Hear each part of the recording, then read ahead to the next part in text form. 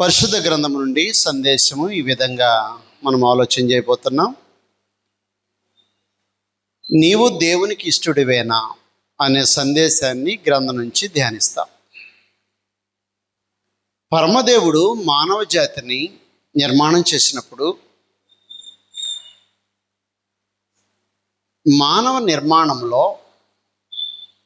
తన సొంతగా నిర్ణయించుకునే ప్రత్యేకమైన అనుభూతి, అధికారము, స్వాతంత్రము మనుషులకు అనుగ్రహించాడు. మనందరికీ తెలిసినట్టుగా మనిషి దేవుని స్వరూపంలో, దేవుని పోలికలో నిర్మించబడ్డాడు. దేవుని పోలికలో, దేవుని స్వరూపమందు నిర్మించబడ్డ నరులు వాస్తవానికి దేవుడు ఎంత స్వేచ్ఛ స్వతంత్రం కలిగిన వాడో అదే విధంగా నరుణ్ణి నిర్మాణం చేశాడు. ఎఫెసీయులకు రాసిన పత్రిక 1వ అధ్యాయం 10వ వచనంలో ఈ మాట ఈ విధంగా రాయబడి ఉంది. దేవుడు మనిషికి ఇచ్చిన స్వాతంత్ర్యంలో ప్రత్యేకించి ఇష్టము ఒక ప్రధానమైనదిగా దేవుడు అనుగ్రహించాడు. కావున ఎఫెసీయులకు రాసిన పత్రిక 1వ అధ్యాయం 10వ వచనంలో మాట రాయబడింది. పరలోకమందున్నవే కానీ భూమి మీద ఉన్నవే కానీ సమస్తమును క్రీస్తునందు ఏకం చేసినని తనలో తాను నిర్ణయించుకొనెను అనే పదం ప్రత్యేకించి ఉపయోగించాడు. తనలో తాను నిర్ణయించుకోగలిగే సంపూర్ణమైన స్వేచ్ఛ స్వతంత్రం దేవునికి ఉన్నప్పుడు అదే స్వేచ్ఛ స్వతంత్రంతో నరుని నిర్మాణం చేశాడు. కాబట్టి నీ ఇష్టానికి వేరుగా, నీవు తీసుకునే నిర్ణయానికి వేరుగా దేవుడు ఏమీ అడ్డం చెప్పేవాడు కాదు. కాబట్టి నరుణ్ణి నిర్మాణం చేసేటప్పుడు నీ సొంతంగా నిర్ణయం తీసుకోవచ్చు. నీ ఇష్ట ప్రకారంగా ప్రవర్తించినట్టుగా ప్రత్యేకమైనటువంటి స్వేచ్ఛ స్వతంత్రాన్ని దేవుడు నరులకు అనుగ్రహించాడు. కాబట్టి నరుడికి అనుగ్రహించిన స్వేచ్ఛ స్వతంత్రంలో ఇష్టము ఒక ప్రధానమైనటువంటి లక్షణంగా కనిపిస్తుంది. కావున మనుషులు ఏం చేస్తుంటారంటే ఇష్టపడి వివాహాలు చేసుకుంటారు, ఇష్టపడి తను పొలం కొంటాడు, ఇష్టపడి ఒక కెరీర్ని ఎంచుకుంటాడు, ఇష్టపడి ఈ పని ఆ పని చేస్తుంటుంటాడు. ఏ పనైనా చేయనిగాక తను ఇష్ట ప్రకారం చేస్తుంటే పరమదేవుడు అడ్డొచ్చేవాడు కాదు. నీ ఇష్టాన్ని గౌరవిస్తూ ముందుకు పోయేవాడు. కానీ పరమదేవుడు ఏమన్నాడంటే ప్రసంగి గ్రంథం 11వ అధ్యాయం 9వ వచనంలో ఈ మాట రాయబడింది. ప్రసంగి గ్రంథం 11వ అధ్యాయం 9వ వచనంలో,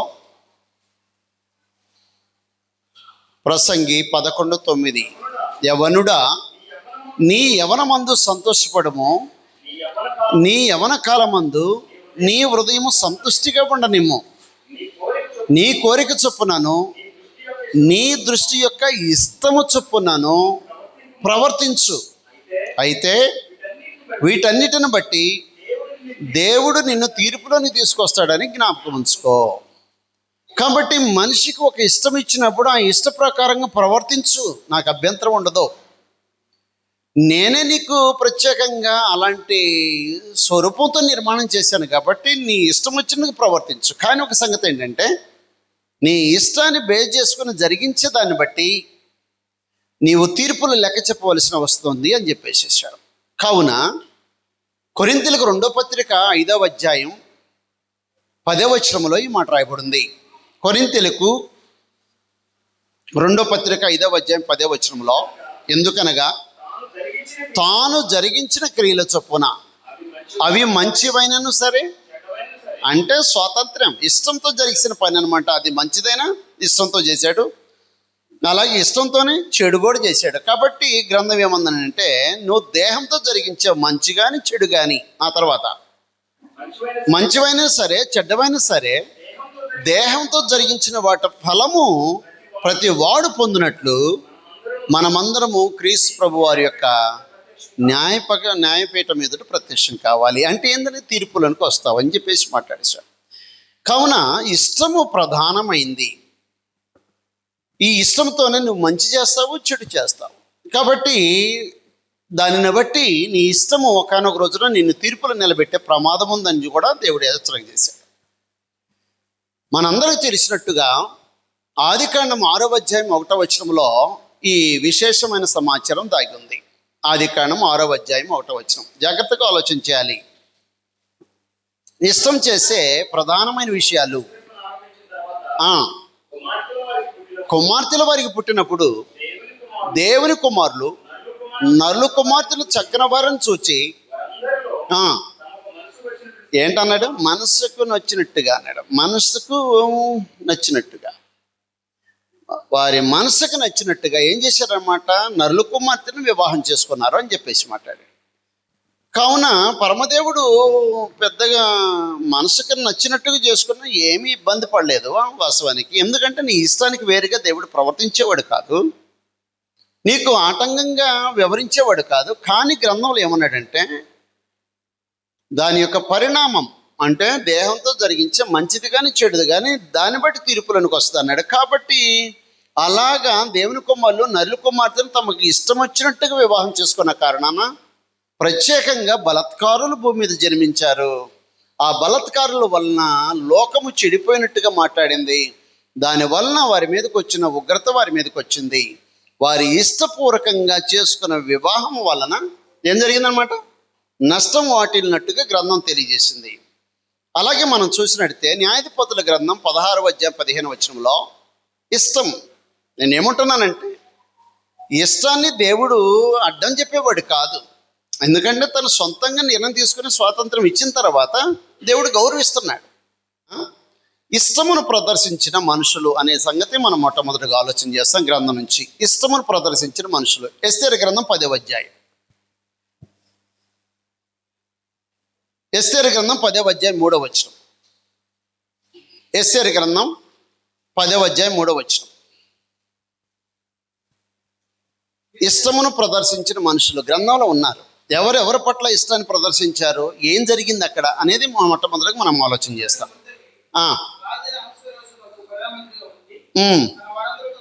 మొర్దెకై రాజైనటువంటి అహష్వేరోషుకు ప్రధానమంత్రిగా ఉన్నారు.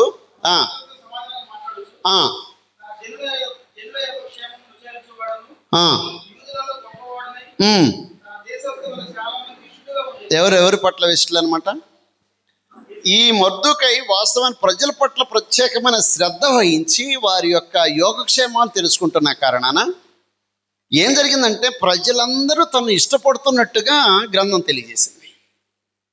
అర్థమవుతుందన్నమాట మీకు ఏం జరుగుతుందన్నమాట? మొర్దెకై ప్రజల యొక్క యోగక్షేమాలు, అసలు రాజ్యంలో ఉన్న వాళ్ళ యొక్క ఉనికి ఏంటి అని పరిశీలన చేస్తూ వారిని గురించిన శ్రద్ధ తీసుకుంటున్న కారణాన ఒక అధికారి పట్ల తన ప్రజలు ఇష్టాన్ని ప్రదర్శిస్తున్నట్టుగా గ్రంథం చెప్పింది.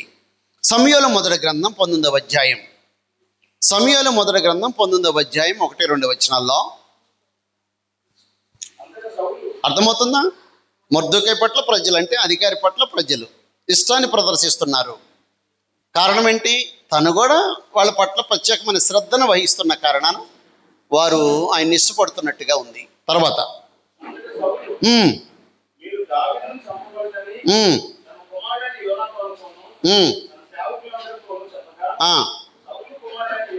మాట్లాడుతున్నాడు. సౌలు కుమారుడైన యోనాతాను దావీదు యందు బహు ఇష్టం కలవాడై ఉండి మాట్లాడేశాడు అనమాట. కాబట్టి చాలండి. ఏం జరుగుతుందన్నమాట? యోనాతాను దావీదు పట్ల ఎలా ఉన్నాడంటే బహు ఇష్టం కలిగి ఉన్నాడంటే. ఎవరే వీళ్ళిద్దరు? యోనాతాను ప్రత్యేక భావభావమూర్తులు, మరి ప్రత్యేక గల స్నేహబంధం ఉంది. కాబట్టి స్నేహితుల మధ్య ఏం జరుగుతుందన్నమాట? ఒక ఇష్టము ప్రదర్శించబడిన సంఘటన అక్కడ దాగి ఉంది. అలాగే ఎస్తేరు గ్రంథము 2వ అధ్యాయం 4వ వచనంలో రాజు ఆ కన్యకల్లో దేని యందు ఇష్టపడునో బస్తీకి బదులుగా రాణి అవును. కాబట్టి రాజుగారు ఎవరి పట్ల ఇష్టపడే పరిస్థితి ఉందన్నమాట? రాణి పట్ల ఇష్టాన్ని ప్రదర్శించే ఒక ప్రత్యేకమైన ఒకేషన్ని అక్కడ ఏర్పాటు చేసేసారు. కాబట్టి రాజు అహష్వేరోషు ఎస్తేరు పట్ల ఏం కలిగి ఉంటున్నాడన్నా? ఇష్టం కలిగి ఉన్నట్టుగా గ్రంథం తెలియజేసేసింది. కాబట్టి ఒక రాజు రాణి పట్ల, ఒక స్నేహితుడు తన స్నేహితుడి పట్ల, తన ప్రజలు తన యొక్క అధికారి పట్ల ఇష్టాన్ని ప్రదర్శిస్తున్నటువంటి సందర్భాలు గ్రంథంలో కనిపిస్తుంటాయి. సమూయేలు 2వ గ్రంథం 19వ అధ్యాయం 6వ వచనంలో, నాకు ఇష్టం దేవుడు అనుగ్రహించాడంటే నా ఇష్టం వచ్చేట్టుగా నేను ప్రవర్తిస్తానంటే, ప్రవర్తిస్తే దేవుడేం అడ్డు వచ్చేవాడు కాదు, కానీ ఆ ఇష్టం వలన నష్టం జరగకుండా చూసుకోవాల్సిన అవసరం ప్రామాణికంగా అవసరం. కాబట్టి ఇక్కడ ఏమన్నాడంటే సమూయేలు 2వ గ్రంథం 19వ అధ్యాయం 6వ వచనం,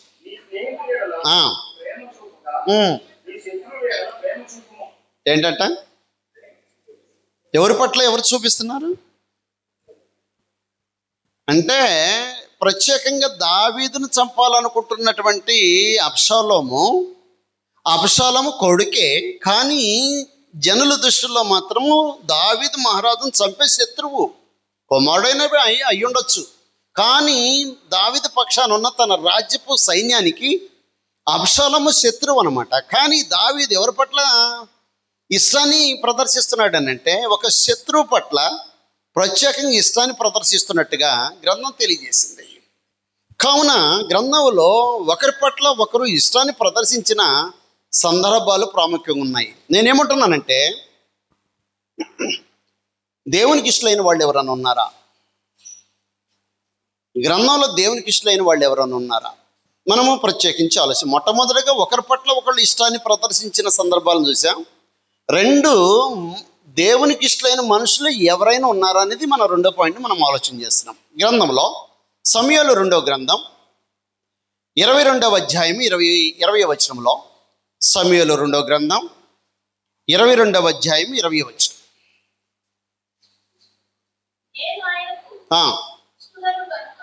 నేను ఆయనకు ఇష్టడును గనుక, అది సమాచారం. ఎవరికి ఇష్టడు? దావీదు దేవునికి ఇష్టడు. గ్రంథంలో తెలియజేసేసాడు. ఎందుకు దావీదు దేవునికి ఇష్టడు? ఆయన ఇష్టానుసారుడు. ఎందుకనంటే, నాతాను ప్రవక్త వెళ్ళి నువ్వు చేసిన పని ఇది అని చెప్పిన వెంటనే తన బ్రతుకును మార్చుకొని దేవునికి అనుకూలంగా ప్రవర్తించడానికి సిద్ధపడిన కారణాన దేవుడు తన ఇష్టానుసారుడైన మనుషుడిగా ప్రత్యేకంగా అభినందించాడు. దేవునికి ఇష్టడిగా బ్రతికిన వాళ్ళల్లో ప్రధానమైన వ్యక్తి ఎవరన్నమాట? దావీదు. నెక్స్ట్ గ్రంథం తెలియజేస్తుంది. కీర్తన గ్రంథం 22వ అధ్యాయం 8వ వచనంలో, కీర్తన గ్రంథం 22వ అధ్యాయం 8వ వచనం, యెహోవా మీద నీ భారము మోపము, ఆయన నిన్ను విడిపించునేమో. వాడు ఆయనకి ఇష్టడు కదా, తప్పించునేమో. ఎవరి గురించి మాట్లాడుతుంది? ప్రభుని యేసు గురించి మాట్లాడుతుంది. ఈ వచనం ప్రభుని యేసు గురించి ప్రవచనం ఇది. ఒకసారి మత్తయి సువార్త 27వ అధ్యాయం 43వ వచనం చూడండి, అక్కడ ఏముందో. ప్రభుని యేసు గురించి మాట్లాడాడు. ప్రభుని యేసు లోక నరుడుగా జీవించేటప్పుడు ఆయన ఎవరికి ఇష్టడుగా ఉన్నాడంట?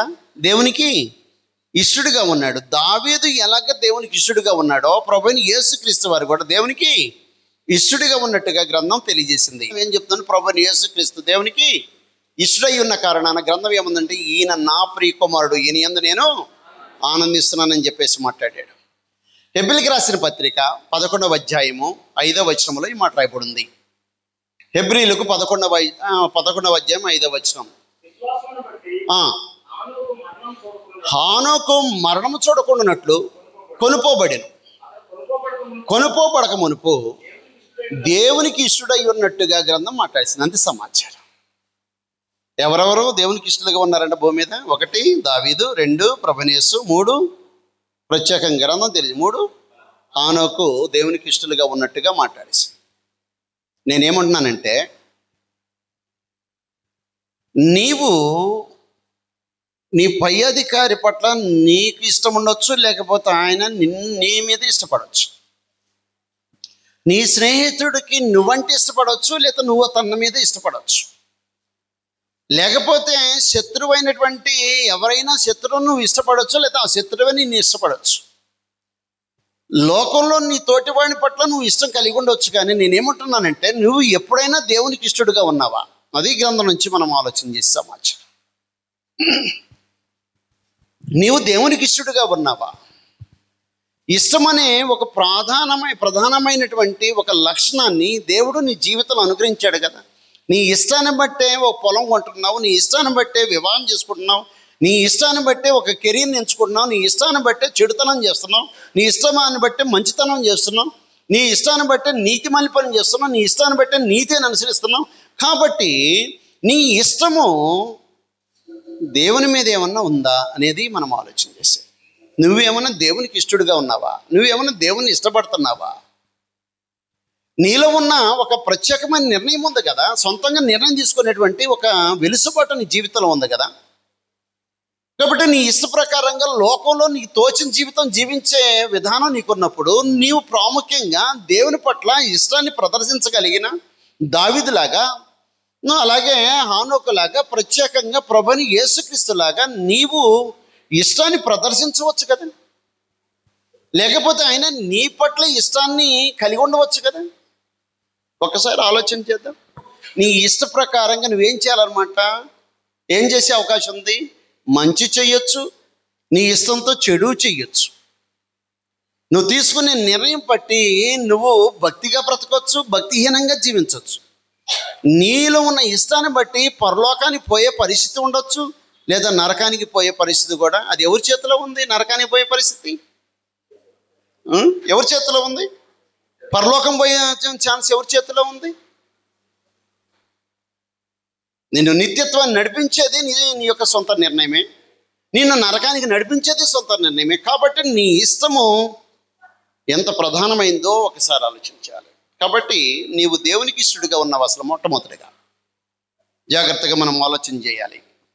దావీదు దేవునికి ఇష్టడుగా ఉన్నాడు, యేసుప్రభువు దేవునికి ఇష్టడుగా ఉన్నాడు, అలాగే హానోకు దేవునికి ఇష్టడుగా ఉన్నాడు. ఇంకెంతోమంది ఉన్నారు ప్రత్యేకించి. నేనేమంటున్నానంటే మనం దేవునికి ఇష్టలుగా ఉన్నామా? ఇష్టపడాల్సింది ఆయన ఇష్టపడాలంటే మనం ఏం చేయాలా? గ్రంథంలో ఆమోస్ గ్రంథంలో ఏమన్నాడు తెలుసా? ఇద్దరు సమ్మతించకుండా ఒక మార్గంలో నడవటం సాధ్యం కాదన్నాడు. ఇద్దరు సమ్మతం అనుకోండి అంటే దేవుడు మనల్ని ఇష్టపడకోకుండా ఆయనతో కలిసి నడవటం ఎవడి వల్ల కాదు? మన వల్ల కాదు.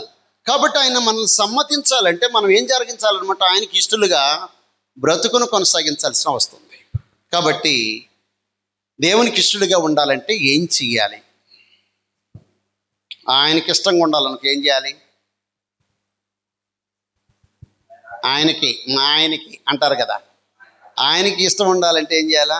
మంచి మంచి వండి పెట్టడమో, లేకపోతే ఆయన మాట వింటమో, లేకపోతే పద్ధతిగా ఉండటమో, గౌరవించటమో, అభిమానించటమో, లేదా ఆయనకి తోచినట్టుగా ప్రవర్తించటమో, అలా ఉంటే ఆయనకి చాలా ఇష్టం. ఏం చేస్తుంటారన్నమాట? వివాహమైన దగ్గర నుంచి తన భర్తను సంతోషపెట్టి తనకి ఇష్టమైనటువంటి విషయాల్లో ప్రవర్తిస్తుంటుంటారు. ఒక అధికారి, చిన్న అధికారి, పై అధికారి ఎదుట తన ఇష్టాన్ని కలిగి ఉండటానికి రకరకాలుగా ప్రయత్నం చేస్తుంటాడు. కాబట్టి భక్తి జీవితంలో నువ్వు దేవునికి ఇష్టడుగా ఉండకుండా నువ్వు ఏ విధంగా దేవుని సంతోషపెట్టగలవు? వాస్తవానికి మనమేమనుకుంటున్నామంటే ఆరాధనకు వచ్చిపోయినంత మాత్రాన దేవుని సంతోషపెట్టాను అనుకుంటాం. ఆరాధనకు వచ్చిపోయినంత మాత్రం దేవుడు సంతోషించడం. ఆయనకి ఇష్టమైనటువంటి వారంగా మనం ఉన్నప్పుడు మాత్రమే ఆయన సంతోషించేవాడు ఏంటో జాగ్రత్తగా మనం ఆలోచన చేస్తాం.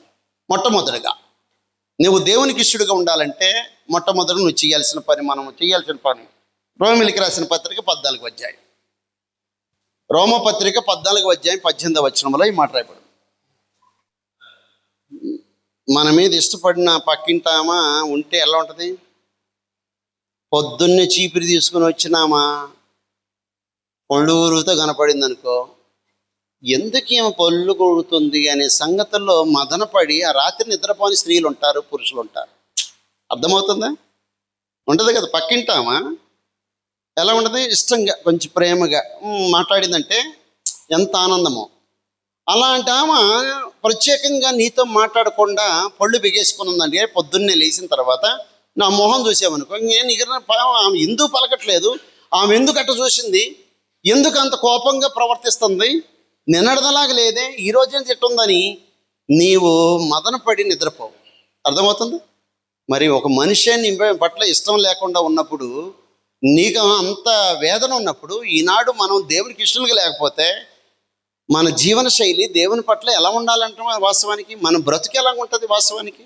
కాబట్టి మనం ఏం జరిగించాల్సిన అవసరం అంటే దావీదులాగా, ప్రభువైన యేసుక్రీస్తులాగా, హానోకులాగా మనము దేవునికి ఇష్టలుగా ఉండేటువంటి జీవన శైలిని మనం పెంపొందించుకోవాల్సిన వస్తుంటుంది. కాబట్టి గ్రంథం ఇలాగ మాట్లాడుతూ రోమపత్రిక 14:18 ఈ విషయమందు క్రీస్తునకు దాసుడైన వాడు దేవునికి ఇష్టడును మనుషుల దృష్టికి యోగ్యుడై ఉన్నాడు. చాలు. ఇప్పుడు చెప్పండి, దేవునికి ఇష్టడై ఉండాలంటే ఏంటంట, ఎలాగ ఉండాలంట? క్రీస్తుకు దాసుడుగా జీవితం గడపాలి అన్నాడు. బాప్టిసం పొందినప్పుడు నువ్వేమన్నావో తెలుసా? నీ ఒప్పందం ఏంటో తెలుసా? యేసు ప్రభువని నోటితో ఒప్పుకున్నావు. యేసు ప్రభువని నోటితో ఒప్పుకున్నావంటే దాని అర్థం ఏంటి? నేను ఆయన దాసుడిగా జీవితాన్ని కలిగి ఉంటానని ఒక ఒప్పందం చేసుకున్నావు.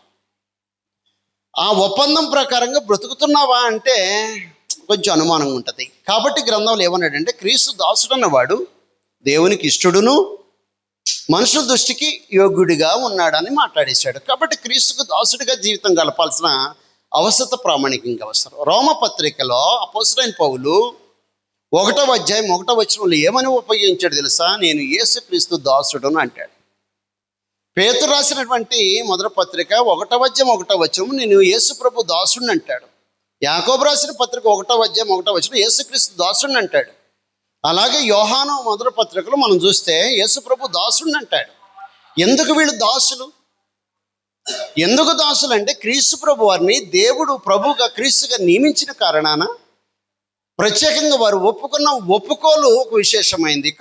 క్రీస్తు దాసులుగా ఉన్నామా? క్రీస్తు ప్రభు వారికి దాసులుగా ఉన్నామా? దేవునికి ఇష్టలుగా ఉండాలంటే ఏం కావాలంటే మొట్టమొదటిగా క్రీస్తు ప్రభు వారికి దాసులుగా ఉండాలి. గ్రంథంలో ఈ విధంగా మాట్లాడాడు. గలతీయులకు రాసిన పత్రిక 1వ అధ్యాయం 10వ వచనం. గలతీయులకు 1వ అధ్యాయం 10వ వచనం. క్రీస్తు దాసులు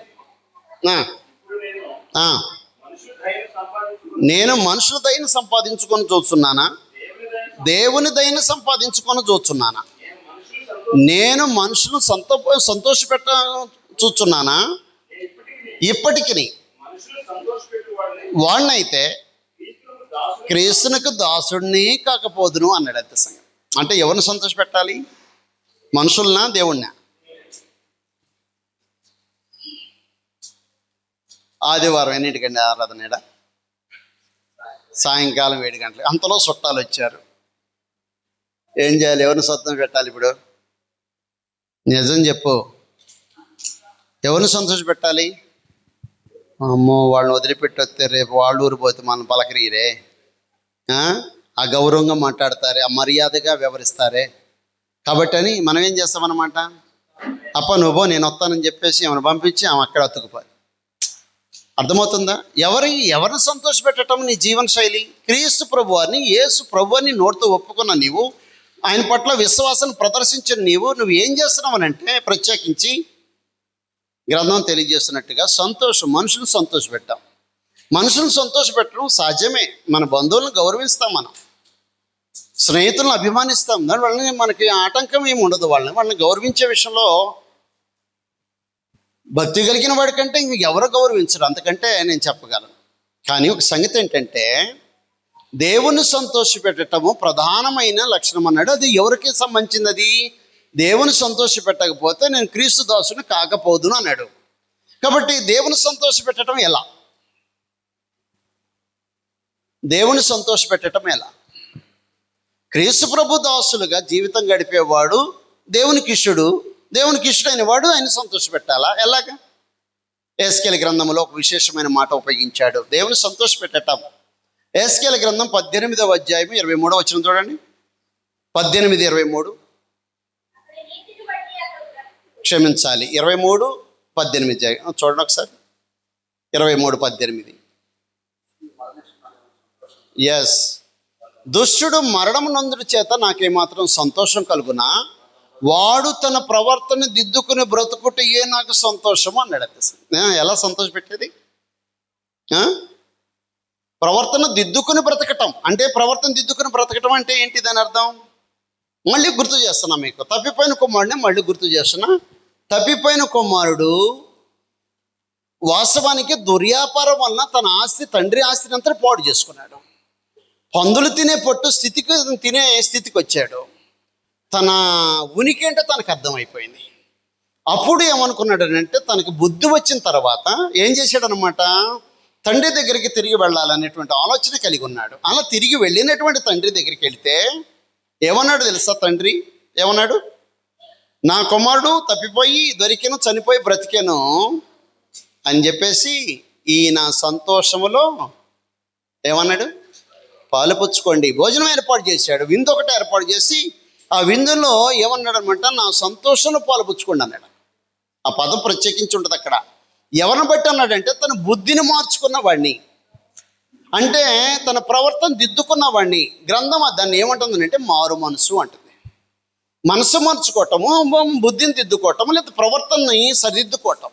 ఎప్పుడైతే నీ ప్రవర్తన సరిదిద్దుకుంటుంటావో అప్పుడు మాత్రమే నువ్వేమై ఉంటావు, దేవునికి ఇష్టడుగా ఉంటావు. అప్పుడు నీ విషయంలో దేవుడు సంతోషిస్తాడు. దేవుడు సంతోషిస్తే ఎలాగుంటుంది? ఇప్పుడు పక్కింటావు నవ్వితే ఎట్లా ఉంటుంది? అంతకంటే ఎక్కువ. అర్థమవుతుందా? ఉసూరు మండ చూసిందంటే ఎంత కష్టంగా ఉంటుందో. ఏమపోయి పక్కన చెప్పదు, ఎంతోనా మామ అసలు ఈ రోజు అసలు మొహం చూస్తే వామ్మో ఎట్టుందో అట్ట. ఏమనలామా, ఏమనలేదు, కానీ ఆ మొహం ఎట్టుంది అనమాట. ఏదో ఆమె బాధ ఉంది, ఏమకెళ్ళి చూసేద్దరు సీరియస్గా ఉంది, దానికి సహించలేకపోతుంది ఈమె. ఒక మనిషి జీవన శైలిలో అలాగున్నప్పుడే నువ్వు తట్టుకోకపోతే దేవుడు కోపము ప్రదర్శిస్తే ఎలా ఉంటుంది? కాబట్టి నువ్వు దేవుని సంతోషపెట్టాలంటే నువ్వు క్రీస్తు దాసుడిగా జీవితం గడపాలి. అలా జీవితం గడిపినప్పుడు మాత్రమే నువ్వు దేవునికి ఇష్టడుగా ఉండే అవకాశం. గ్రంథములో ఈ విధంగా రాయబడింది. తెస్సలోనికి రాసిన మొదటి పత్రిక 2వ అధ్యాయం 4వ వచనంలో, మనుషులను సంతోషపెట్టి వారమై కాక ఏం చేయమంటున్నాడు? దేవుని మాత్రమే సంతోషపెట్టే వరంగా ఉండాలి. సువార్తకు లోబడి నీవు క్రీస్తు దాసుడివి, నువ్వు దేవుని మాత్రమే సంతోషపెట్టాలి. దేవుని సంతోషపెట్టాలంటే నీ జీవితం దేవునికి అనుకూలంగా ఉండాలని మాట్లాడేశాడు. కొలస్స పత్రిక 3వ అధ్యాయం 22వ వచనంలో, ఒకటి క్రీస్తు దాసుడు ఏం చేయాలి? ఒకటి దేవుణ్ణి సంతోషపెట్టాలి. 2వ సంవత్సరం ఇక్కడ రాయబడింది చూడండి. కొలస్స పత్రిక 3వ అధ్యాయం 22వ వచనం.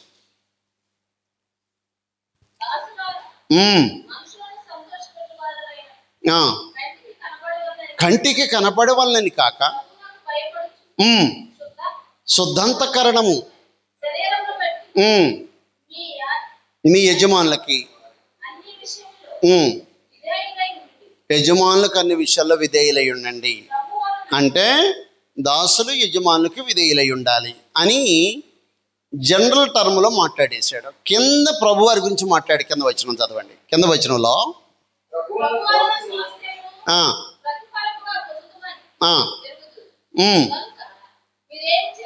మీరేమి చేసినను మనుషుల నిమిత్తము కాక ప్రభువు నిమిత్తమే. అది సమాచారం. ఏ చేసినా ఎవరికి ఇష్టంగా ఉండాలంట? ఒకటి దేవునికి ఇష్టంగా ఉండాలి, 2 ప్రభుకి అంటే యజమానుడికి ఇష్టం వచ్చినట్టుగా నువ్వు ప్రవర్తించాలి అని. ప్రభువుకి ఇష్టమైనటువంటి జీవితం ఎవరికి ఉంటుంది అనమాట? ప్రభువుకి ఇష్టమైన జీవితం. నా మాట మీకు అర్థమవుతుందా? ప్రభు అయిన యేసు ఎవరిని ఇష్టపడతాడంటే తన పెళ్లి భార్యని ఇష్టపడతాడు. అంతే సమాచారం. పెళ్లి భార్య ఏం జరగాల్సిన అవసరం అంటే తనకు ఇష్టం వచ్చినట్టుగా ప్రవర్తిస్తుంది, ఇష్టం వచ్చినట్టుగా అలంకరించుకుంటుంది, ఇష్టం వచ్చినట్టుగా నమస్కరిస్తుంది. కాబట్టి పెళ్లి భార్య అంటే సంఘము తను తాను సిద్ధపరచుకోవాల్సిన వస్తుంది, లేదా తను తాను అలంకరించుకోవాల్సిన అవసరం ఉంటుంది.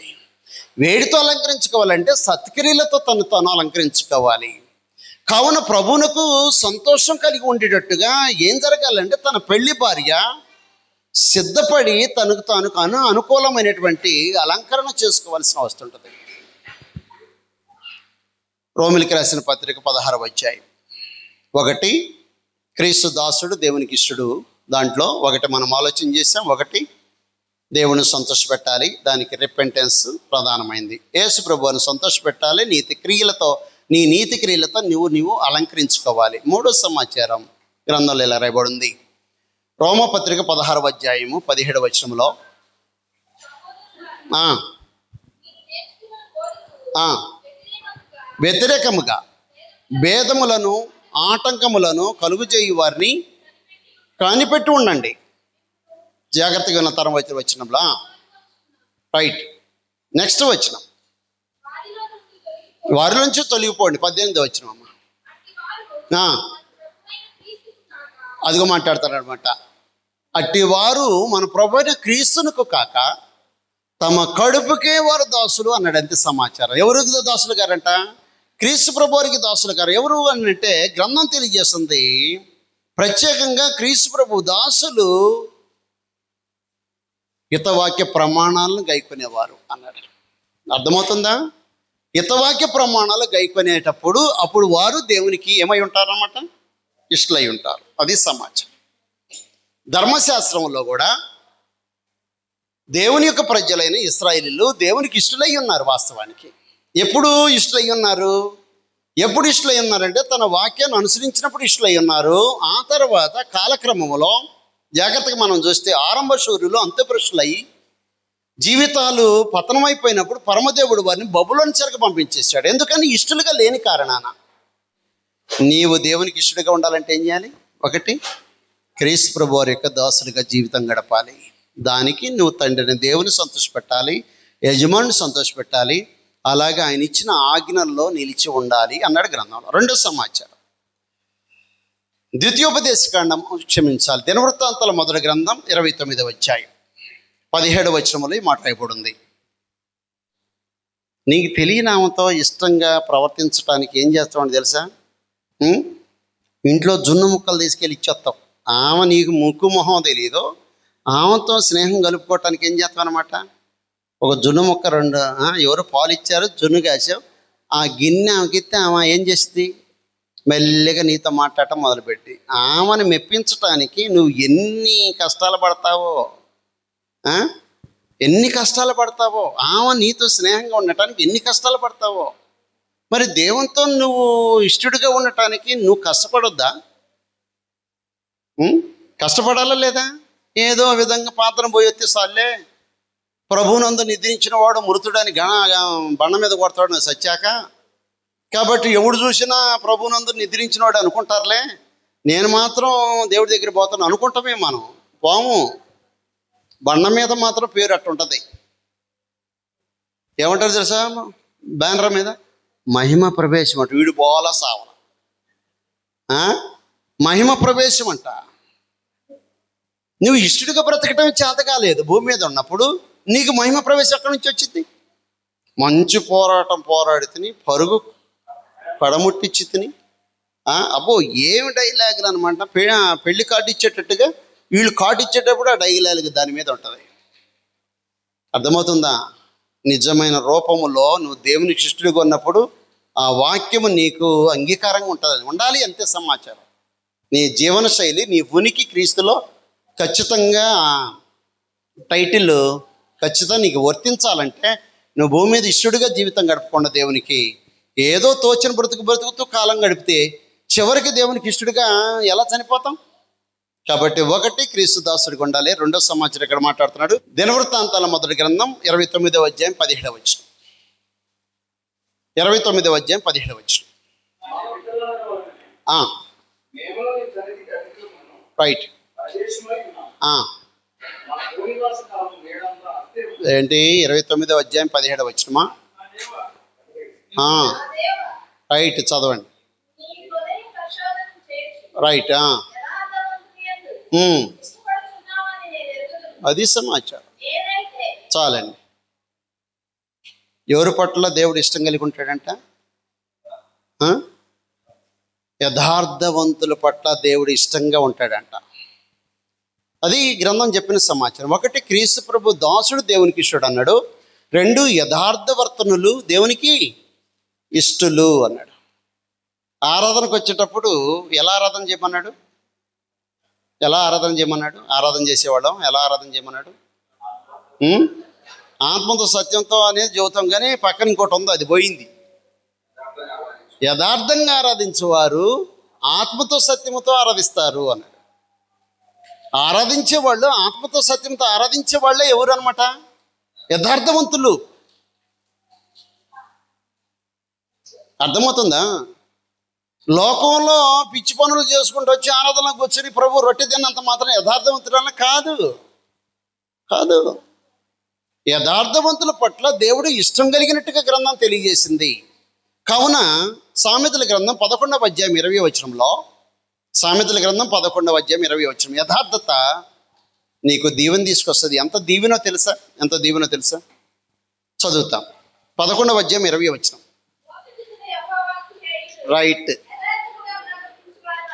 నిజం, అది సమాచారం. యథార్థవంతులుగా ప్రవర్తిస్తే దేవునికి అంటే ఇష్టపడతాడు అనమాట. వాస్తవం ఏమై ఎలా ఉందో నాకు తెలియదు, ఏమై ఎలా ఉందో నాకు తెలియదు.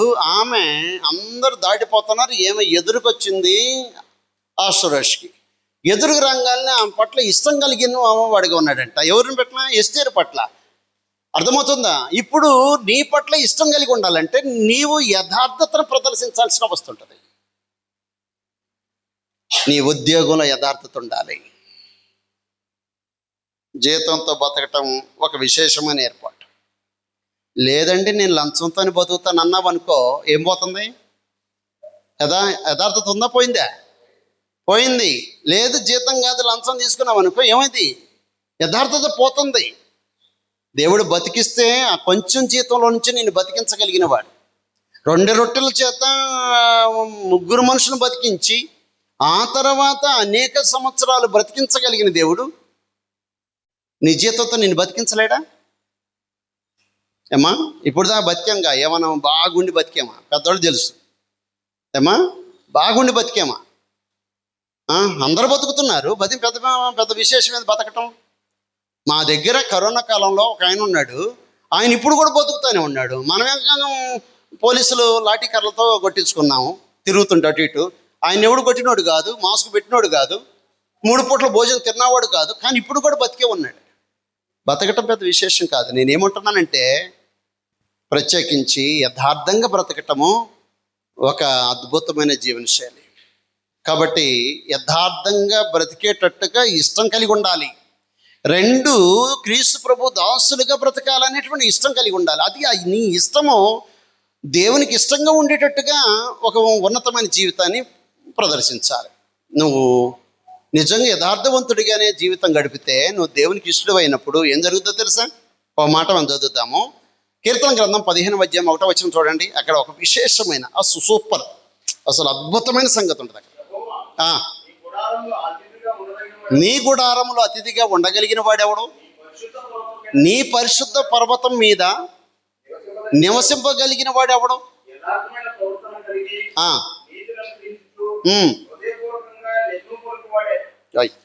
అర్థమైందా? ఏమన్నాడు? తన గుడారములు అతిథిగానే ఉండగలిగిన వాడెవడు అన్నాడు. మన ప్రధానమంత్రి మోడీ గారు ఒక లెటర్ పంపించారు మీకు. నేను నివసించే నివాసంలో అతిథిగా రావాలి అన్నాడు అనుకో. నిన్నల్లా నీ మనవరాలనే అన్నాడు. ఎలా ఉంటుంది? 2 గుండీలు ఇక్కడ లేచిపోతాయి, 7 వెళ్ళిపోతాయి. ఈ చేతులు ఎట్లా ఉంటాయి అన్నమాట. ఎందుకని? ఒక దేశపు ప్రధాని ఇంట్లో ఒక అతిథిగా రమ్మన్నాడు. అతిథిగా ఒక లెటర్ వచ్చింది, అతిథిగా ఉండమని. ఒక పూట ప్రధానమంత్రి గారితో కలిసి భోజనం చేయగలిగి అతిథిగా రమ్మని. ఒకరోజు భోజనానికి ఎంత ఆతిథ్యత, ఎంత గౌరవం, ఎంత మర్యాద, ఎంత హోదా నీకు అనుగ్రహించబడింది. ఇప్పుడు నువ్వు ఎక్కడ అతిథివో తెలుసా? యథార్థంగా ప్రవర్తించినంత మాత్రం. ఎంత యథార్థంగా ప్రవర్తిస్తే ఎక్కడ అతిథివి? దేవుని గుడారములో అతిథిగా నిలవదగిన వాడు ఎవడనంటే యథార్థంగా ప్రవర్తించేవాడే అని పదాన్ని ఉపయోగించాడు.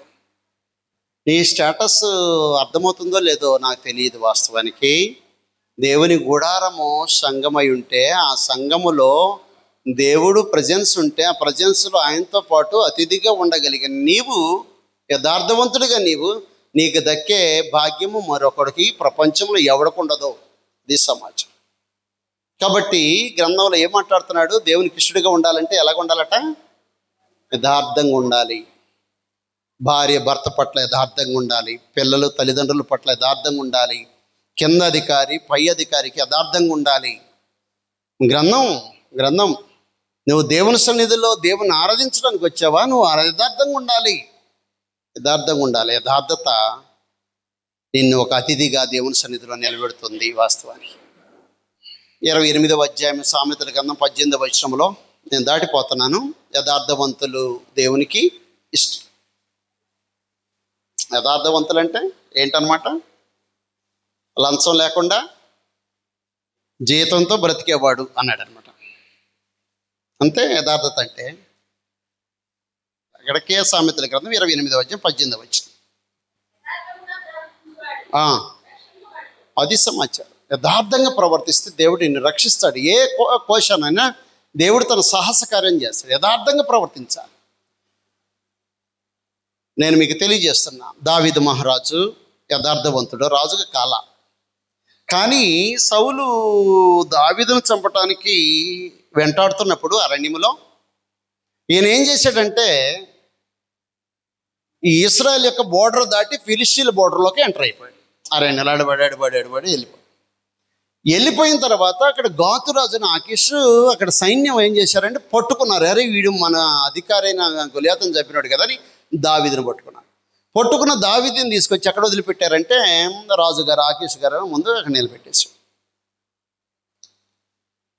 ఏం చేయాలి ఇప్పుడు?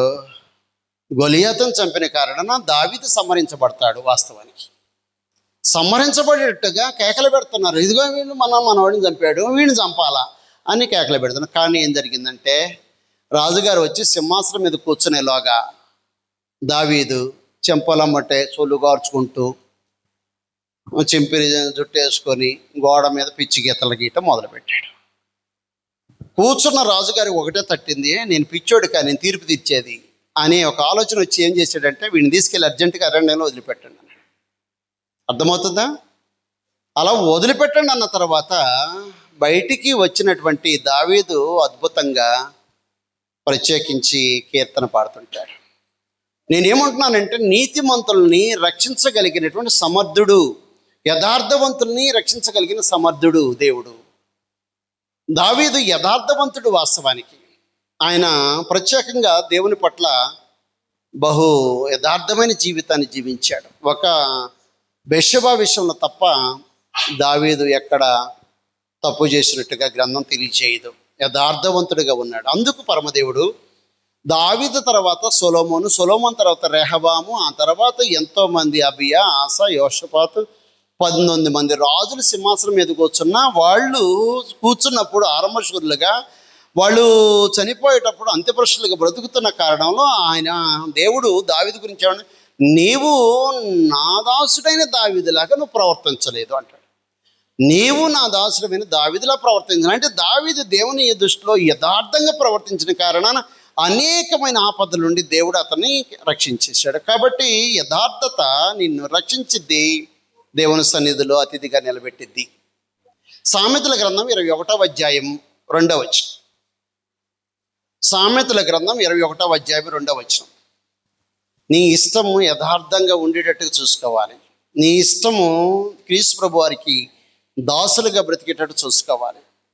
ఓరక ప్రభు నోడుతూ అంటాం గొప్ప విశేషమే అంటాం కాదు. అంటే నా భార్యతో నేను పెళ్లి రోజు ఏమంటాను కష్టంలో నేను పెళ్లి చేయలే, నాకు అందుకే రావు. చేసిన వాళ్ళకైతే తప్ప తిరుగుతాయి ఆ మాటలో. ఆరోగ్యంలో రోగంలో, వ్యాధిలో ఆరోగ్యంలో, అలాగే సుఖంలో కష్టంలో ఏం చేద్దానంట? పెళ్లి భార్యగా ఉంటా, పెళ్లి భర్తగా ఉంటానని చెప్తాను. అర్థమవుతుందా? పెళ్లి భార్యగా భర్తగా ఎప్పుడు దాకా ఉండాలి? జీవితాంతం. అది యథార్థత అక్కడ దాగి ఉంటుంది అనమాట. చక్కని సంసారం చేసుకుని ముందుకు పోతే అది యథార్థత అక్కడ కనపడుద్ది, లేకపోతే యథార్థత కోల్పోతాం. కాబట్టి యథార్థత చాలా ప్రామాణికం. కింద భాగంలో చదవండి ఒకసారి 21వ అధ్యాయం 2వ వచనం.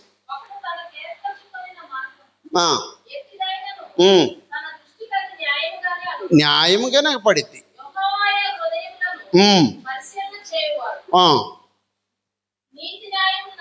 నీతి న్యాయమును అనుసరించువారు. అది సమాచారం. నీవు దేవుని సన్నిధిలో బలులు తీసుకొచ్చినంత మాత్రాన దేవుడు ఇష్టపడే పరిస్థితి ఉండదు. ఏమంటున్నాడు తెలుసా? నీతి న్యాయములను జరిగించువాడు మాత్రమే దేవునికి ఇష్టడు అన్నాడు. నీతి న్యాయములు అనుసరించటం దేవుడు కోరుకుంటున్న మానవ జాతి దగ్గర నుంచి కోరుకుంటున్నది కూడా అది ఒకటే. మీకా గ్రంథం 6:8 వచ్చిన చూడండి ఒకసారి. మీకా గ్రంథం 6:8 వచ్చిన. మనుషుల్ని దేవుడు కోరేది ఏంటి? మనుషుల్ని దేవుడు కోరేది ఏంటి? తన యందు తన సహవాసంలో భక్తిని కనపరిచే వారి యొద్ద నుండి దేవుడు కోరేది ఏంటి? మీకా గ్రంథం 6:8 వచ్చిన. మనుషుడా, ఏది ఉత్తమమో అది నీకు తెలియబడి ఉంది. న్యాయంగా నడుచుకున్నటయు, కనికరమును ప్రేమించుటయు, దీన మనసు కలిగి నీ దేవుని ఎదుట ప్రవర్తించుటయే, ఇదే కదా దేవుడు నిన్ను అడుగుతున్నాడు అన్నాడు. న్యాయము ప్రత్యేకంగా దేవుడు నిన్ను అడుగుతున్నాడు. నీతి దేవుడు నిన్ను అడుగుతున్నాడు అన్నాడు ప్రత్యేకంగా.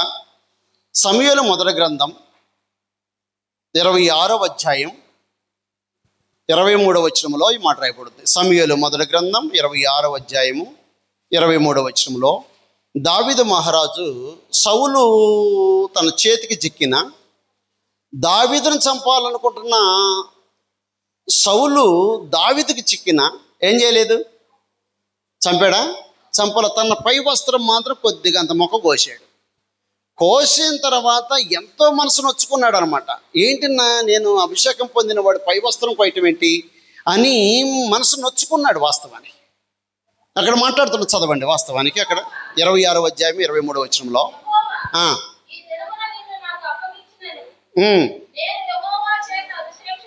అభిషేకం పొందిన వాణ్ణి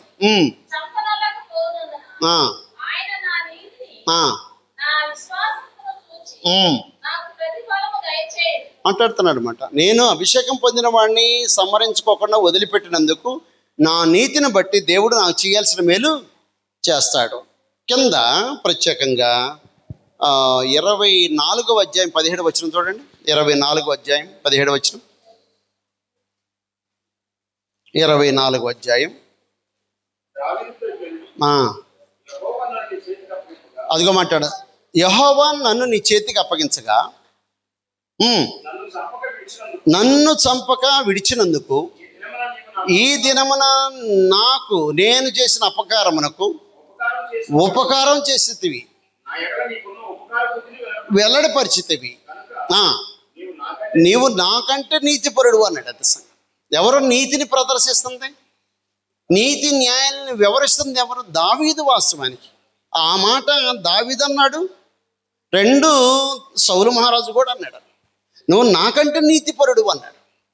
కాబట్టి ఈనాడు ప్రతి వ్యక్తి క్రీస్తు ప్రభు రక్తం ద్వారా మనుషులను నీతిమంతులుగా చేస్తున్నప్పుడు ఆ నీతితో జీవితం గడపవలసిన అవసరం ఉంది. ప్రత్యేకంగా నీతిమంతుడు విశ్వాసం వలన జీవించేవాడై ఉన్నాడు. కాబట్టి విశ్వాసము ఏదైతే నీ జీవితంలో దాగి ఉందో అదే విశ్వాసంతో నీవు నీతిమంతుడిగా బ్రతకాల్సిన అవసరం ఉంటుంది.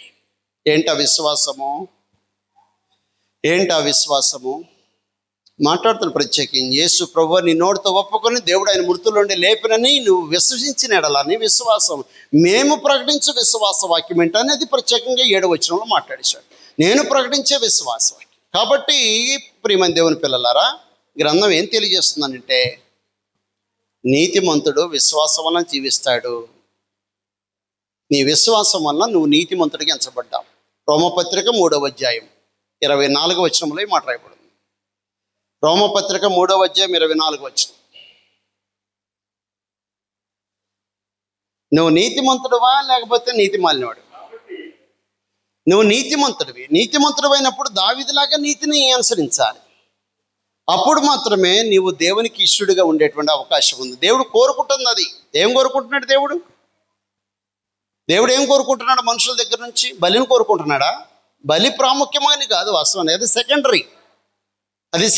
బలి సెకండరీ. ఫస్ట్ చేయాల్సిన పని ఏంటంటే వ్యక్తిత్వం ప్రధానమైంది అన్నాడు. ఎక్కడన్నాడు? ప్రత్యేకంగా లోకస్వార్తలు ఏమంటాడంటే, వారు పుదీనాలోను సోపులోను జీలకర్రలోను 10వ వంతు చెల్లించేశారు, కానీ నీతి ప్రేమ విశ్వాసాన్ని వదిలిపెట్టేశారు అన్నాడు. అప్పుడేమన్నాడు అనమాట, మీరు వీటిని చేస్తూ వాటిని చేయాల్సిన అవసరం. వీటిని చేయాలి మొట్టమొదటి. వీటిని చేసి వాటిని చేస్తే బాగుండేది. కానీ మీరేం చేశారు? వీటిని విడిచిపెట్టేశారు, వాటిని మాత్రం చేస్తారు. అంటే ఏంటనమాట, పుదీనా, సోపు, జీలకర్రలో దేవునికి సమర్పిస్తే ప్రత్యేకంగా నేను దేవునికి ఇష్టడుగా ఉంటాను అనుకున్నారు పరిసయ్యులు. కానీ దేవుడు యేసుప్రభు దాన్ని అంగీకరించలా. కాబట్టి నేనేమంటున్నానంటే, ప్రియమైన దేవుని పిల్లలారా, మనము జాగ్రత్తగా ఆలోచించాలి. నీతి న్యాయాలు ప్రత్యేకంగా దేవునికి ఇష్టమైన మనుషులుగా నిలబెట్టేటువంటి అవకాశం ఉంది.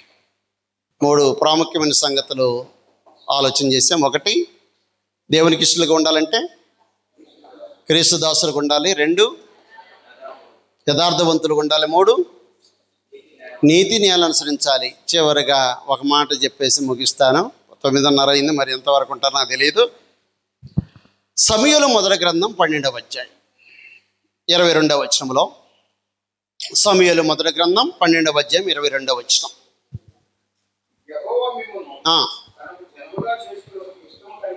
అది సమాచారం. ఏమన్నాడు తెలుసా? యెహోవా మిమ్మల్ని తన జనులుగా చేసుకున్నట్టుకు ఇష్టం కలిగి ఉన్నాడు అన్నాడు. తన జనులే ఆయనకి ఇష్టలు అంటుంది గ్రంథం. అర్థమవుతుందా? తన జనులే ఆయనకి ఇష్టలు. ఎవరు ఆయన జనులు? ఎవరు ఆయన జనులు? విమోచించబడిన వారే జనులు, నిబంధనకు లోబడిన వారే జనులు. వాస్తవానికి నేనేమంటున్నానంటే, ఆయన జనులు ఎవరు? కొరింథీయులకు 2వ పత్రిక 6వ అధ్యాయం 18వ వచనం చూడండి ఒకసారి. కొరింథీయులకు 2వ పత్రిక 6వ అధ్యాయం 18వ వచనం. మనము జీవము గల దేవుని ఆలయమై ఉన్నాం. అందుకు దేవుడు ఇలాగ సెలవిచ్చున్నాడు, నేను వారిలో నివసించి సంచరించుదును, నేను వారి దేవుణ్ణి అయ్యుందును, వారు నా ప్రజలై ఉంటారు. బయలు వెళ్ళి ప్రత్యేకంగా ఉండుడి, అపవిత్రమైన దాన్ని ముట్టుకోవద్దు. నేను మిమ్మల్ని చేర్చుకుందును, నేను మీకు తండ్రిని అయ్యుందును, మీరు నాకు కుమారులై ఉంటారు అని చెప్పేసి మాట్లాడేశాడు. కాబట్టి గ్రంథంలో తెలియజేస్తున్నాడు, తన జనము దేవునికి ఇష్టలు. అంటే ఏంటి ఆలోచన? ఏంటి? సమాజానికి ఏదో ఇతర మతం, ఇతర అది ఇది అని అంటుంటారు. నేనేమంటున్నానంటే, ప్రత్యేకించి నన్ను దయచేసి క్షమించాలి, నేను మైక్ పక్కన.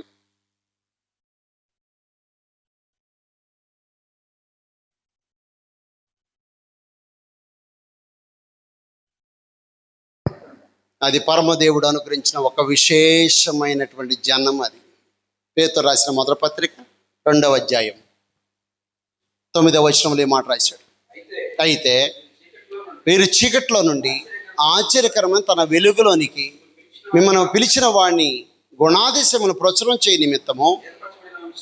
అదిగో ఎవరో? దేవునికి ఇష్టమైన జనం, ఏర్పరచబడిన వంశం, రాజులైన యాజక సమూహం, పరిశుద్ధమైన జనం, దేవుని సొత్తైన ప్రజలే దేవునికి ఇష్టలు. అంతే సమాచారం. అది నువ్వంటేనే ఆయనకి ఇష్టం, నువ్వంటేనే ఆయనకి ఇష్టం. ఆయనకి ఇష్టం వచ్చినట్టుగా నువ్వు ప్రవర్తిస్తేనే నువ్వు ఆయనకి ఇష్టం. పరిశుద్ధమైన జనంగా బ్రతికితేనే ఇష్టం, రాజులైన యాజక సమూహంగా జీవిస్తేనే ఇష్టం, తన సొత్తైన ప్రజలుగా బ్రతికితేనే ఇష్టం. అర్థమవుతుందా? ఏర్పరచబడిన వంశంగా బ్రతికితేనే ఆయనకి ఇష్టం. లేకపోతే ఏదో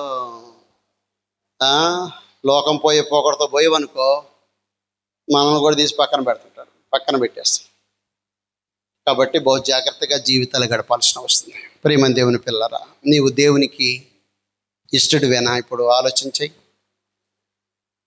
దావీదు దేవునికి ఇష్టడుగా ఉన్నాడు, క్రీస్తు ప్రభువారు దేవునికి ఇష్టడుగా ఉన్నాడు, హనోకు దేవునికి ఇష్టడుగా ఉన్నాడు. మరి మన పరిస్థితి ఏంటి? ఆరాధన చేస్తున్నాము, గ్రంథం చదువుతున్నాము, ప్రార్థిస్తున్నాము, మా బొట్టోళ్ళమైతే ఎంతో సేవ చేస్తున్నాము. ఏంటి? ఇష్టలుగా ఉండటానికి ప్రయత్నం చేస్తున్నామా? నిజంగా ఆయన ఇష్టపడతాడా? నీ ఇష్టము ఆయన మెప్పించిద్దా? ఆయనకి దాసులుగా ఉండేటట్టు చేస్తుందా నీ ఇష్టం? నీకు ఇచ్చాడుగా సంపూర్ణమైన స్వేచ్ఛ, స్వతంత్రం, సొంతంగా నిర్ణయం తీసుకునేటువంటి అధికారం నీకు ఇచ్చాడు కదా. ఆయనకి ప్రత్యేకంగా నువ్వు ఉండగలిగే పరిస్థితి ఉందా? క్రీస్తు ప్రభు దాసుడికి ఉండగలిగే పరిస్థితి ఉందా? యథార్థవంతుడికి ఉండబడి నీతిని ఎలా అనుసరించగలిగి దేవునికి ఇష్టమైన జనంగా ఉండేటువంటి నీ ఇష్టము అలా ఉండగలిగేటట్టు చేస్తుందా? నువ్వు నీ ఇష్టాన్ని ఆ విధంగా ప్రదర్శిస్తే ఖచ్చితంగా నువ్వు దేవునికి ఇష్టడిగా ఉండే ఛాన్స్ నీకు ఉంది. కాబట్టి కొరింథీయులకు 2వ పత్రిక 5వ అధ్యాయం 9వ వచనం ముగిస్తున్నా. ఒక వచనం, కొరింథీయులకు 2వ పత్రిక 5:9. మళ్ళీ చదవండి. అది సమాజం. దేహములో ఉన్నను దేహమును విడిచినను అది సమాజం. నువ్వు చచ్చేవనుకో ఆయన ఇష్టపడాలి. అక్కడ బతికున్నావా నువ్వు భూమి మీద ఇష్టపడాలి. దేవుడు ప్రభువారు ఇష్టపడాలి. అర్థమవుతుందా? దేహములో ఉన్నను దేహాన్ని విడిచినను మనం దేవునికి ఇష్టలుగా ఉండాలి అని చెప్పేశాడు అక్కడ ప్రాముఖ్యంగా. ఉంటామా? ఉండగలమా? ఉండలేమా? ఏమ్మా, శత్రువుకి ఇష్టంగా ఉండగలిగినప్పుడు మనం ఉండగలమా లేదా? ఆ సామర్థ్యం ఉందా మనలో లేదా? ప్రయత్నం చేసి ఉండగలమా లేదా? ఉండగలం. ఆ సామర్థ్యం మనలో ఉంది. కాబట్టి నీకు ఇచ్చి అనుగ్రహించిన స్వేచ్ఛ స్వాతంత్ర్యము అంటే నీ దేహంలో పెట్టిన ఇష్టము దేవునికి ఇష్టంగా ఉండేటట్టుగా ప్రవర్తించడానికి పెట్టింది. అలా కాకోకుండా వ్యవహరించబడే ప్రతి విధమైన చర్య ఏం జరుగుతుందన్నమాట? దేవునికి దూరంగా ఉంచే ప్రమాదం ఉంది. కావున ఒకసారి పరీక్షించుకుందాం, జాగ్రత్త పడదాం. ప్రత్యేకంగా మనకి అనుగ్రహించబడిన సొంతంగా నిర్ణయం తీసుకునే అద్భుతమైనటువంటి అవకాశం ఏం చేయాలన్నమాట? ఏం చేయాలి? ఇష్టమైనటువంటి అవకాశం ఏం చేయాలి? అందరి భర్త భార్యని, పిల్లల్ని, లేకపోతే తోటి వారిని, అది జనరల్గా సమాజంలో ఉన్నప్పుడు ఇష్టపడుతూ ఉంటాం. అర్థమవుతుందా? కానీ ప్రామాణికంగా దేవుడు మన జీవితాన్ని ఇష్టపడేటట్టుగా ప్రత్యేకంగా జీవితాన్ని కట్టుకోవాల్సిన వస్తుంది. అలా కట్టుకోకపోతే, ఇష్టలు కాకపోతే ఏం చేస్తాడు? పిల్లాడికి ఒక పలక కొని పెట్టావు, అది ఇష్టం లేదు, ఏం చేస్తాడు? మీ ఆయనే నీకు చీర తెచ్చాడు, నీకు ఇష్టం లేదు, ఏం చేస్తాం? అసలు అది గట్టను కూడా కట్టదు. దానికి ఏదో చూడటం కాదు కదా. కావాలంటే అప్పో ఈ చీర తీసుకెళ్ళు ఆయన ఎవరికి ఇస్తాం? ఎవరికో ఇచ్చేది. ఎందుకంటే అది ఇష్టం లేని కారణాన ఏం చేస్తాం? పోతే పోయింది, పోని 10,000 అయిన పోతే పోయి, అది మనకి ఇష్టం లేదు. కాబట్టి జాగ్రత్తగా నీకు ఇష్టం లేనప్పుడు నువ్వే నీ పక్కన దాన్ని తీసి పక్కన పెట్టావు. మనం దేవునికి ఇష్టలు కాకపోతే ఏం చేస్తాడనమాట? ప్రభునందు నిద్రించిన వాళ్ళు అవుతారా? నువ్వు బోర్డు పెడతావు అంతవరకే. ఈయన సేవ చేసాడు, ఎంత సేవ చేశాడు, నాగారం ఏడాడు చచ్చాడు కాబట్టి బోర్డు పెడతాం అంతవరకు. ప్రభునందు నిద్రించిన వాడు. కానీ అక్కడ మాత్రం ఆయనకి ఇష్టడిగా ఉండలేని పరిస్థితి. కాబట్టి జాగ్రత్త పడదాం. దేవుడు అనుగ్రహించిన కొద్ది కాలం, ఎన్ని సంవత్సరాలు ఇంకెన్ని సంవత్సరాలు ఉంటాం బాబు మీద బతికితే? బతికితే ఎన్ని సంవత్సరాలు? 70 సంవత్సరాలు. 70 సంవత్సరాల దగ్గర వాళ్ళు ఉన్నారా? తొందర బొమ్మని కదా నేను అనేది. కాకపోతే ఏంటంటే దేవునికి ఇష్టలుగా ఉండాలి. మేమున్నామనుకో, మేము ఇంకా ఆయుష్ ఉన్నదని విర్రవీగే అవకాశం ఉంది. కానీ గ్రంథంలో ఏమన్నాడు? మన ఆయుష్ కాలము భూమి మీద 70 సంవత్సరాలు అన్నా గ్రంథం ఏం చెప్పింది తెలుసా? నీ జీవం ఏ పాటిది? ఎంతలో కనపడి అంతలో మాయమైపోయే ఆవిరి వంటిది అన్నాడు. కాబట్టి ఎవడైనా దేవుని దృష్టిలో ఆఫ్టర్ ఆల్. కాబట్టి ఆలోచన చేద్దాం. దైవకృప మనకు అందుబాటులో ఉన్న కాలంలోనే దేవునికి ఇష్టలుగా బ్రతుకుదాం. ప్రత్యేకంగా దేవుని సంతోష పెడదాం. దేవుని ద్వారా వచ్చే ప్రతి విధమైన మేలు పొందుదాం. గ్రంథంలో ఒక మాట ఏమన్నాడు అనమాట? విశ్వాసం లేకుండా దేవునికి ఉండట అసాధ్యము. కాబట్టి దేవుని దగ్గరకు వచ్చినప్పుడు ఏం జరగదు? దేవుడు నాకు ప్రతిఫలం ఇస్తాడు, నన్ను ఆశీర్వదిస్తాడు, నన్ను గొప్ప చేస్తాడు, నన్ను బలపరుస్తాడు, నన్ను హెచ్చిస్తాడు అనే విశ్వాసం నీకు ఉండాలి. అప్పుడు నువ్వు నిజంగానే ఆయనకి ఇష్టడిగా బ్రతికే పరిస్థితిలో దేవుడు నీకు అన్ని విధాలు మేలు చేస్తాడు, నిన్ను వృద్ధి చేస్తాడు, నీ అక్కలు తీరుస్తాడు, ఆరోగ్యం ఇస్తాడు, ఆదరిస్తాడు, ఆత్మీయంగా భౌతికంగా నేను బలపరిచేవాడు ఉంటాడు. అట్టి కృప దేవుని ద్వారా దేవునికి ఇష్టలుగా ఉండి పొందాలని ప్రభు పేట మీకు తెలియజేస్తూ ముగిస్తున్నాను. ఇట్టి అవకాశం ఇచ్చిన దైవజనులకి అలాగే స్థానిక సంఘానికి ప్రత్యేకంగా కృతజ్ఞతలు తెలియజేస్తున్నాను. వందనాలు.